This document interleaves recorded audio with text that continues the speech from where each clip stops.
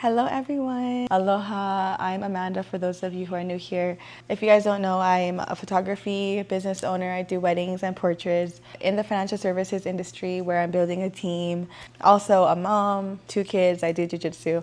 I'm a whole lot of things. I wear a whole lot of hats. Today we're going to reflect a little bit on our 2016 due to the trend that's going on. I heard 2016 is the new 2026 and for a lot of us, it was a pivotal year, huge growth year. For me, that definitely was the case. And so hopping on the trend, I wanted to share with you my story of why I started the Abundant Life Agency, and that originated back around 2016. So 2016, I just graduated from University of Hawaii at Manoa.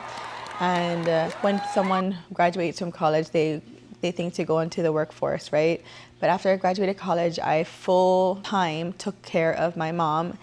So at that time, we were already settled into our apartment that I lived in with my other half and my 1-year-old son. So if you guys didn't know, let me just explain. My mom had a stroke and she was and still is completely disabled, can't do any of the daily activities that classifies you as disabled. She can't go to the bathroom, cook for herself, bathe, put on her clothes, anything except just feed herself. And so she's a single mom. I'm the only child. I had to become her primary caregiver. So that's the backstory on my mom. Once I graduated, we were removed from my family home, didn't get help financially from anybody, had to fully put on that responsibility on myself to take care of her and my baby. And so my other half, which is why I married him, he rose to the occasion. There's no man strong enough to have really stuck it out with me during that time. I love him so much. I could not have done that without him. And so together we just made it work in the apartment together. He helped me take care of her for the extent that he could. Financially being independently responsible for not just ourselves, because we always were as a couple responsible for ourselves, but now a baby and now my mom. And so at 22 years old at that time, that was a huge transition. Once I really full-blown became a caregiver for that 2 years, I think, that 1 year, a little over 1 year, became extremely hard because Caden, my firstborn, was starting to walk, run, and he's a boy, and it just got extremely difficult to watch both of them. And I got really scared that year because it was very challenging, not only watching both, but for my mom in and out of ER visits, something always happening, health kind of just unpredictable. And it was one sign, that one given moment where, throughout the whole time I was very strong and I thought I knew I could do it, right? So I started to get really nervous and ask myself if I could do it when my mom got an infection. And not to go into too much detail, but could have been avoided. But me not being a nurse or trained in that department, I was trained as best as I could be trained from the hospital and the doctors in other areas. But for this, I just simply did not know. But when she got all the signs of infection, and to me, knowing that it could have gotten bad scared me. And so I didn't like that idea that I could literally be the reason why she passes because I don't want to say negligent, I just simply don't know. And so I'm like, maybe it's best she goes and be taken care of by, someone trained in this, right? So that year was huge for me because, I've heard people tell me no, you're responsible for taking care of her. She's your mom. And don't put her into anything. I would never think to put her into a care home. Let me just get that straight. We have foster homes here in Hawaii, at least. I don't know how it is in the mainland. But foster homes are when you have a caregiver and you're in their home, right? And you're being taken care of in their home. So it's a homey vibe. Very, not many patients and whatnot. So a lot of, what I thought is a lot of personal care. And so I just thought if it's best for her health, I'd rather just make sure she's healthy and taken care of, where their full job is to take care of her, right? So it was so conflicting, and it was the hardest decision ever to make, whether I should just say my life is over, right? And just take care of my mom for the rest of my life at 22 years old. That could have been the choice I made, or put her into a foster home and she gets full-time treatment. And now that she is in the foster home today, closer to me, I take her to all her appointments, buy her all her shopping, and see her a lot more often. That's the reality of that situation. But why I'm sharing this is it was a really hard year. I know it doesn't seem like it. I actually filmed this video multiple times. and I got really sad. I cried a lot, and I was just like, this is not the video that I know you guys want to watch of me like being sad.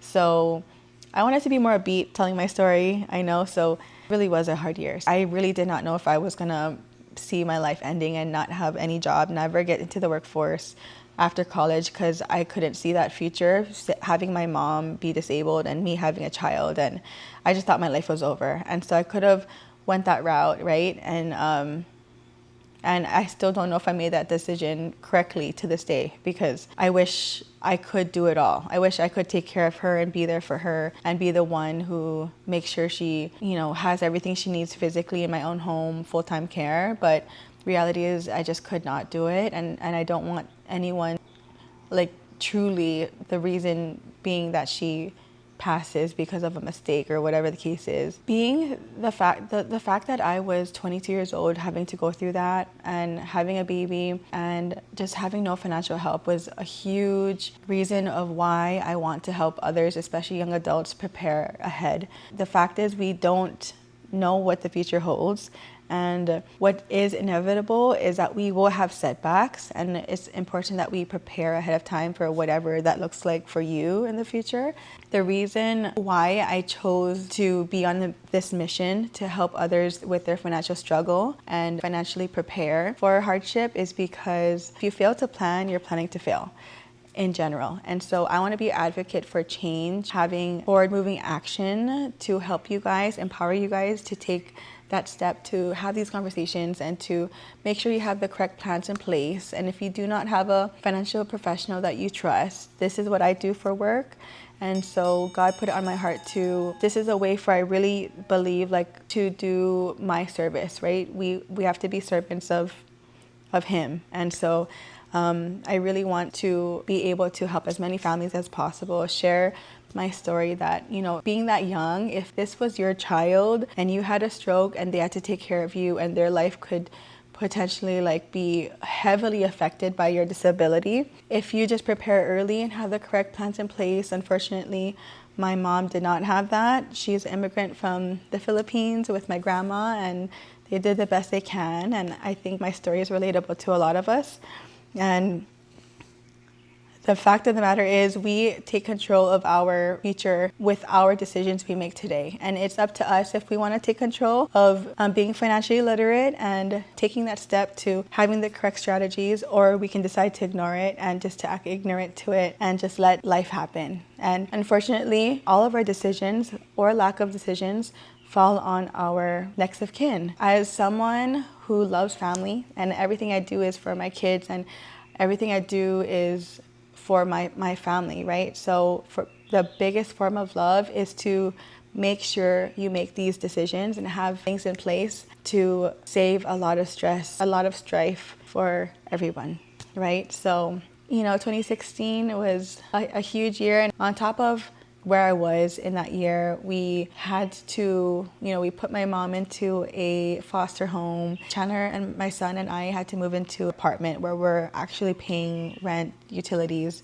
And I went back into the workforce and tried to make money. My son went to daycare, and the best I could do was make sure I'm there and make sure I balance it all. And the main problem really was that we needed to make money to survive, right? So it was just a tough decision, but unfortunately, that's just the reality of living in Hawaii. This is why I love this business, because I personally get to give the opportunity for others who are hungry to make money, who want to make a difference in others people's lives with this mission, and to create an empire for themselves in this industry.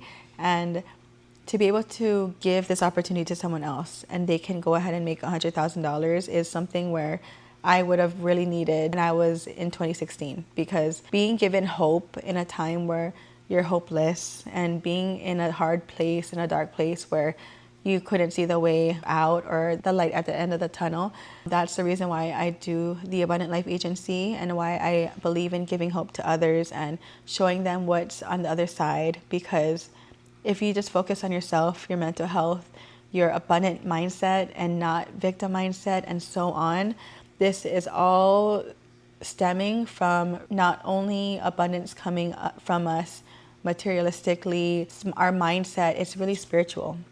So that spiritual growth, I had to learn how to get through that hard time.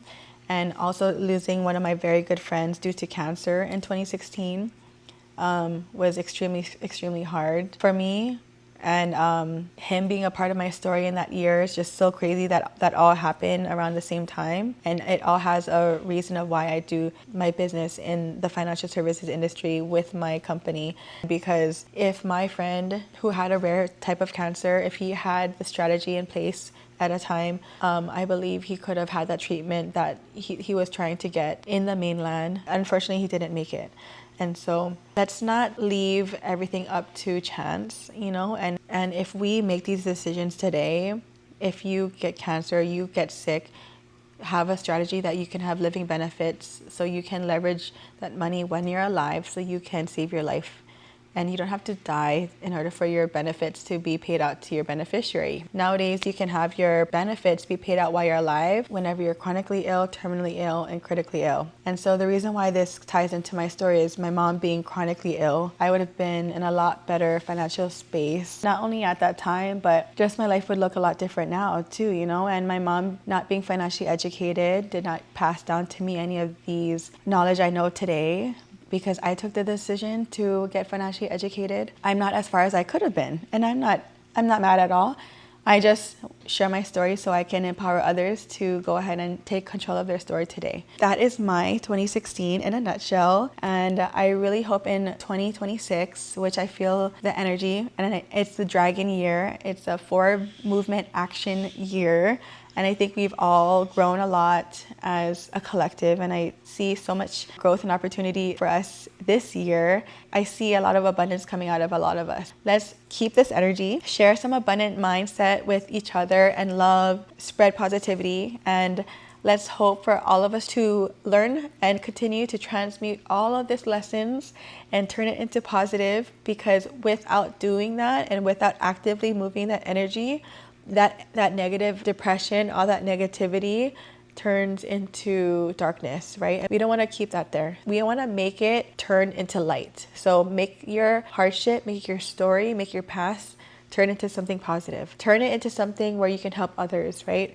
And so let us all do that in 2026. Let us step into the spotlight, break out of our shell, and do what God intended us to do. And so I'm so excited for you all and your growth year this year, and I hope you learn a lot from your lessons in your past, whatever 2016 looked like for you, that you're grateful for whatever it is, because today you would not be who you are if it wasn't for what you went through. And yeah, post-editing Amanda here. I just wanted to be extremely clear with you guys. Go ahead and follow me on Instagram, which is at the Abundant Life Agency, for my growing financial agency, which I am a licensed financial professional currently growing my team.